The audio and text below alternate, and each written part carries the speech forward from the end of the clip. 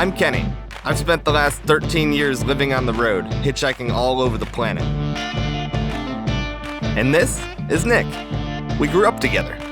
Now we're embarking on an adventure to see the best breweries on the planet. We'll be hitchhiking, meeting amazing people, and drinking phenomenal beer. It's the backpacking beer adventure. Let's get hopping.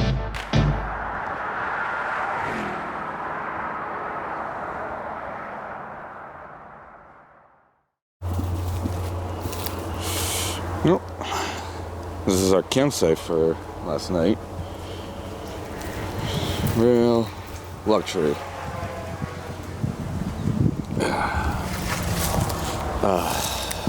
So, story with last night. We were hitching a ride out of a truck stop. So what's the plan? Stand here for a good hour? It's almost 7:30 local time. Yeah, it's dark, but it's early, so. We're about to just pack it up, start walking to a campsite when this kid pulled up, offered us a ride. Got us to Beaumont real quick. Kid was going about like 160 miles an hour at one point. We had to camp out Beaumont, and now it's about 6:50 in the morning. We're moving before we do get in trouble, so soon we'll be in San Diego. We're only an hour and a half away now. I just want to show this off. The places you'll go.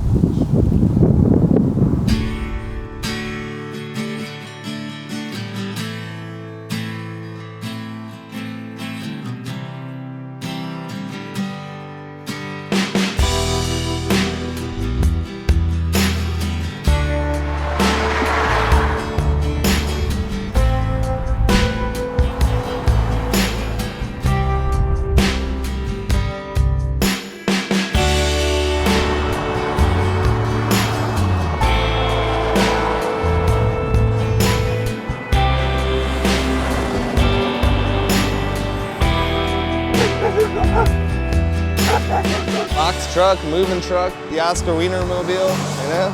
That's my dream. Has the Wienermobile happened yet? It's passed me twice. It hasn't picked me up yet. I'm still waiting for that Oscar Mayer. Well, let's try to flag these assholes down. Just gotta wave really big.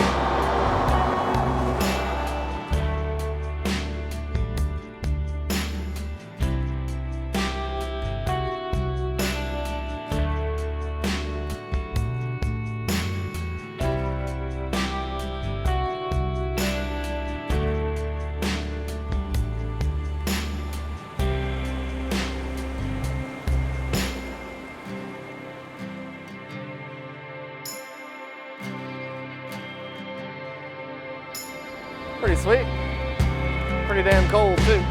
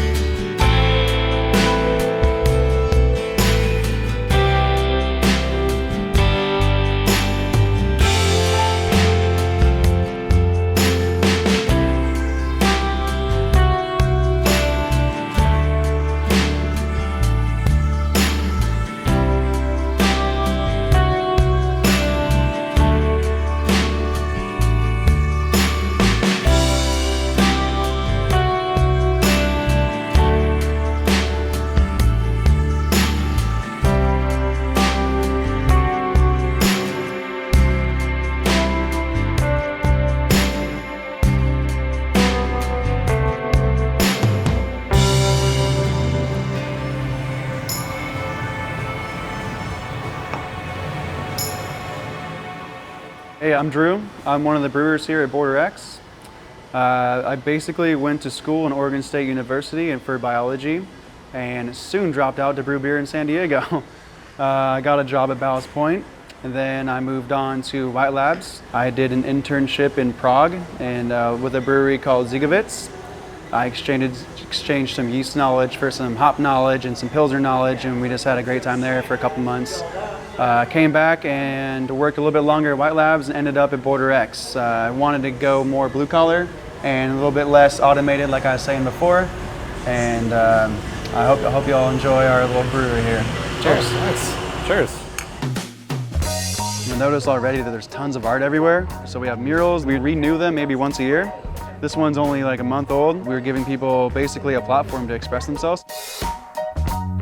It all started with two brothers, Marcel and Martin, in 2012. They were brewing a lot. They were doing these really cool Latino-based beers and food-based beers. And they decided, let's give this a go. So then their father and their uncle came in, another set of brothers, if you can imagine. They had the business side, the younger brothers had the beer side. Really, it just took off. It was all just about a fun place to drink and engage in the community and making good beer. That's the history in a nutshell. Basically, two Latino brothers couldn't contain their passion for brewing and ended up here. We have live music twice a week, every week. We also have some live shows out here. We have a whole slew of events, Latin jazz and Mexican bingo, Dia de los Muertos, or piñata workshops. Like, we're always trying to craft something up new and bring people in. In San Diego, it's a huge beer education city. We really want to educate ourselves and the community. One of the bartender's favorite questions is, I don't like beer, what do you got? It's like, I got you, try this. And it's a little bit easier here because we have so many wacky flavors. We have a 10-barrel brew house here, 18 to 20 kegs of finished products. As far as 10 barrels go, this one's pretty nuts and bolts. It's pretty simplified. This is our mash lauter tun. Flows into a kettle here. And these two tanks are for hot water and for cold water. We don't have a grant built into the bottom. We don't have any solenoids. As you can see, there's no boilers. It's all direct flame. So our equipment is pretty minimal, which is pretty fun. For me, it's a little bit more blue collar. Like, even the mash tun is all by hand. Hand stirring in grain, like 800 pounds of grain. The blue collar element is certainly not lost here. We mash in here. We use our couple pumps. We flow into the kettle. We don't have any, again, solenoids or weight parameters. We just go by sight. So these zip ties are measured out to what we've seen before. Yeah. So we're here on the startup level. So it's very minimal, and now we're starting to build upon it. From there, we go through our heat exchange, and we go into a designated fermenter. As you can tell, they're all a little bit different, which keeps it fresh and fun. And for a brewer, you gotta remember what you're using. Nothing too glamorous, but we're making good stuff with what we got. We brew about once or twice a week. We make about 600 barrels a year at this facility. Right. We have another facility in LA in Bell Gardens, which produces a little bit more than us. They're 10 barrel, but they double batch. Comes out to maybe 150 barrels per quarter. We mostly focus on one-offs here. The Bell Gardens LA location will do our core beer like horchata and blood saison and the larger volume core beers. Horchata, that's what I'm drinking right now. Right there, yeah. So that's a pretty good one. Yeah, You'll see some full-grown men come in here and just drink like 3 pints of them. Like, it's 3 p.m. and that's a 9% beer. Yeah, so they're definitely fans. It does not taste like 9%. No, it's sneaky. Yeah. It's real sneaky. Sweet. Well, thanks for showing us everything. No problem. Awesome. If you'd like, I can pour you some tasters. You probably hate beer, but I'll make you drink a few ounces. Started the blood saison. That's kind of their classic. Ooh, very sweet. Yeah, that hibiscus flavor is strong. I can really see matching that with like a strawberry shortcake, a dessert beer. All right, this is the Foggy 8. It's their hazy.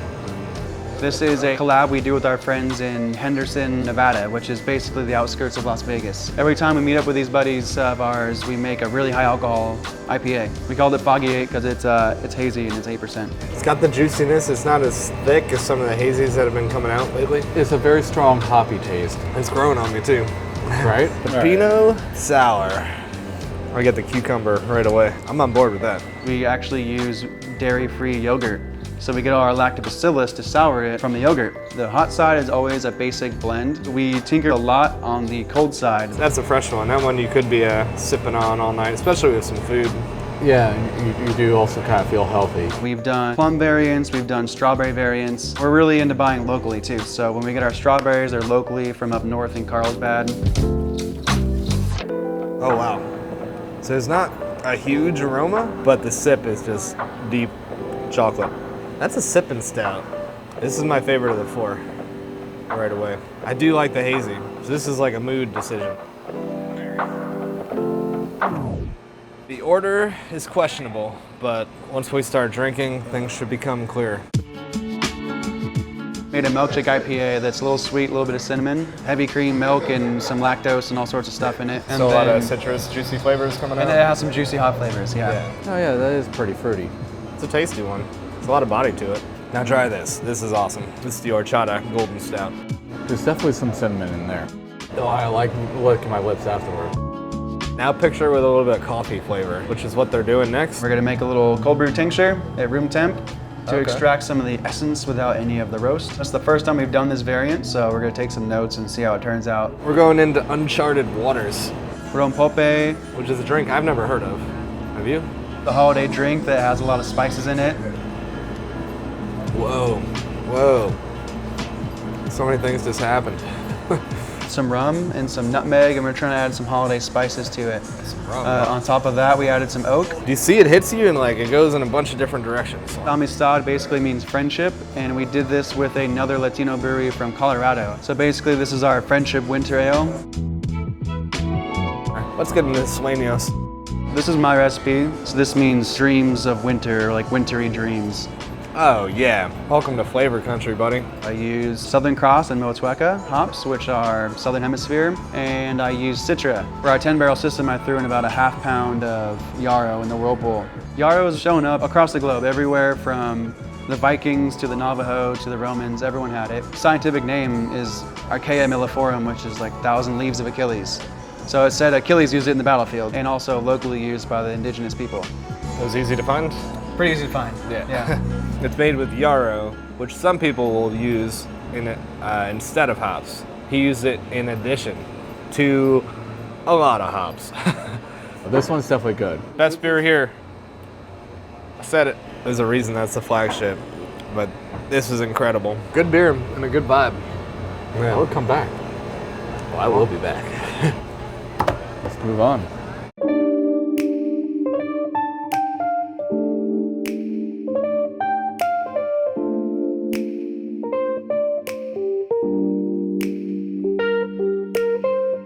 My name is Andrew Schwartz, Commissioner of Flavor here at Modern Times. I like that title. Yeah, we have some fun titles here. These are all bourbon and whiskey and spirit barrels generally.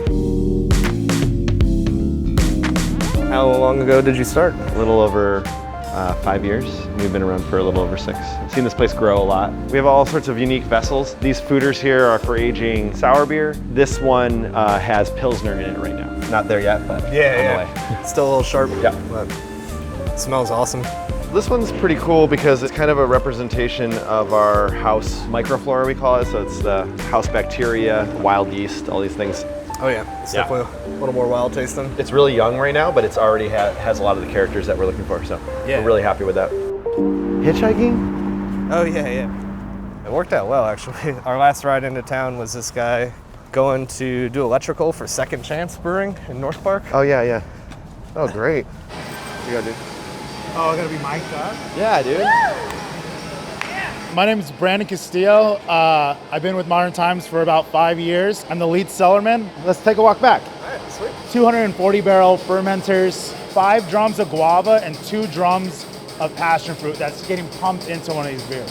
Are they chopped up, sliced up? Pureed, Yeah. pureed. So like this is the passion fruit, that's the guava in there. Got one of our brewers up here, Philip. We got a new hazy coming out that he's milling in for right now. Ah, beautiful. Maybe move away from the noise a little bit. Yeah. So this is our lab. We're testing the beer from hot side, cold side, to packaging, to after packaging. Colin is normally on yeast. Anytime we're putting yeast into beer, he's counting them, making sure they're viable, figuring out the equation of how much exactly we need to put into the beer. One of the things we're doing with the show is a little travel fermentation experiment. Put almost a half gallon in a half gallon growler, pitch some Kvike yeast in there, and now we're traveling with it, burping it every few hours, and basically letting it ferment on the road to That's see awesome. what it's gonna taste like. Kind of like spinning it, like just like letting like the travel move it around. Yeah. So it could be a disaster. It could be pretty fun. Are you guys gonna do anything? Are you gonna like dry hop it, or just gonna let? I think just let it go. At a certain point, I'm just gonna seal it and let it start carbonating, and then at the end of the trip, we'll pop it open and it'll be what it'll be. Nice. Come back and we'll do a collab. Yeah. We got 19 fermenters. Just got these 2 new bright tanks. We're maxing out. You can see how tight it is now. This is our centrifuge. All of our beers are filtered via our centrifuge at this location. Even the hazies. Even the hazies. We got our canning line, a CFT, and then we got our kegging line right here. Right now we have our tech that comes in once or twice a year and is able to strip it down, clean everything, anything that's broke or starting to fade, come and fix that. All hands on deck over there, just trying to get that clean and put back together. We're able to go out to the actual farms, check out the hops, rub them there, and do selections. These are going into hot side, these are like whirlpool editions. Okay. Already all pre-measured out? Yeah, pre-measured out. So this will get filled up and taken out pretty quick. A lot of our dry hops, we're using close to 6 pounds per barrel. At the end of this month, I will be moving to Anaheim. That's a new location? So the new location. So yeah, that's gonna be a 15 barrel system. It's gonna be a little bit smaller than here. It's gonna be really cool. It's gonna have a pool. Oh, really? Yeah. A pool? That's what they say. I got you Flight, some of our original offerings, beer that we've been brewing here since the very beginning. All real fruit for that, fruit puree in those large drums. It's fresh. Yeah. I like about it. This one is Blazing World, Nelson hops from New Zealand, Mosaic from Washington that we select there. This will make any hotbed happy. Yeah.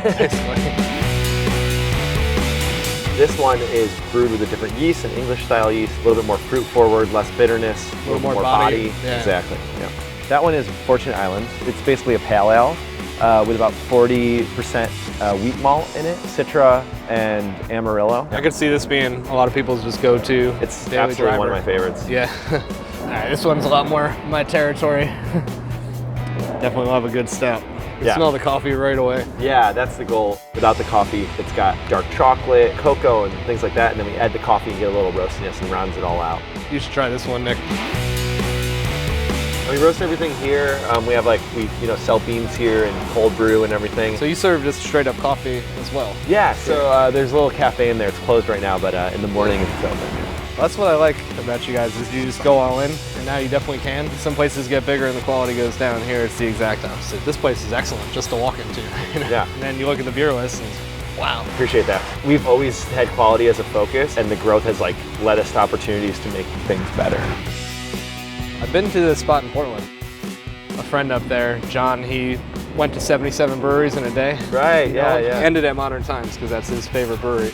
John's great. He's an exuberant figure and very enthusiastic about our beer, which is flattering. For someone who likes that much beer to say this is the best, that means a lot. Well, keep doing what you're doing. Yeah, Thanks so man. much. Appreciate it. Yeah. Awesome. Cool. Is that good? Yeah.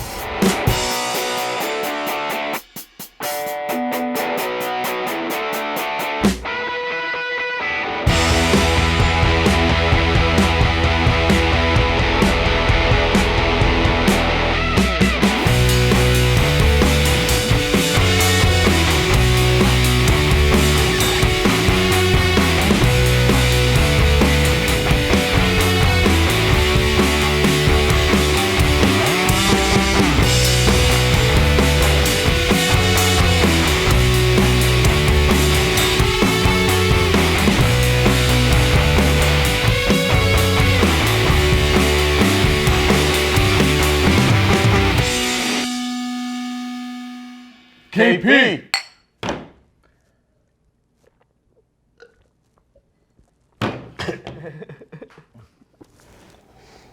I like it.